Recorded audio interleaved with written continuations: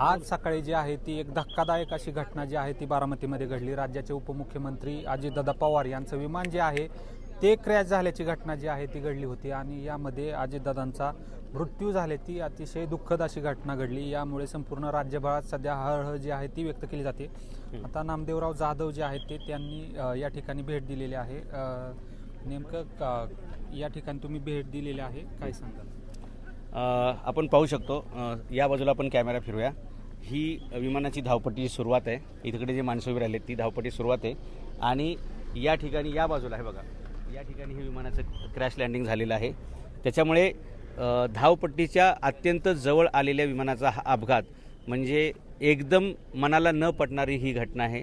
जर विमान थोडंसं पलीकडे गेलं असतं तरी शेतामध्ये ते सुरक्षितपणे लँड झालं असतं, कारण गावतामध्ये त्या लिंबाची जी काही बाग आहे त्याच्यामध्ये ते जागेवरती हवेतून कसं एखादा पक्षी खाली उतरतो तसं उतरलं असतं किंवा ह्या रनवेवरती जरी ते उतरलं असतं तरी ते सुरक्षित राहिलं असतं। परंतु नियतीचा काळाचा घात बघा केवढा मोठा आहे की धावपट्टीच्या 100 मीटरच्या अंतरावरती येऊन ह्या विमानाचा अपघात झालेला आहे। दादांचा मृत्यू हा पूर्ण राज्याला हळहळ करायला लावणार आहे। तुमच्या भावना काय आहे?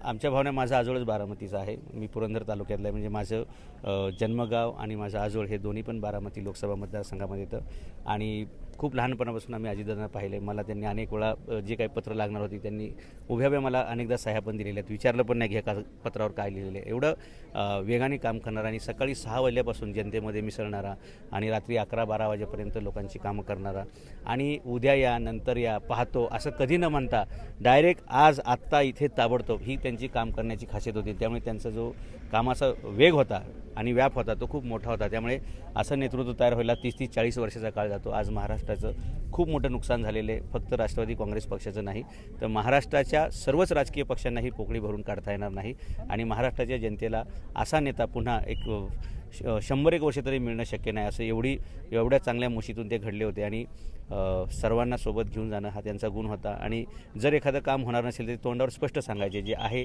ते स्पष्ट बोलणारा आणि पाठीमागे मनात काही न ठेवता जे आहे ते स्पष्टपणे वागणारा आणि वेगाने काम करणारा असा नेता हरपला, ही महाराष्ट्राचं खूप मोठं नुकसान आहे।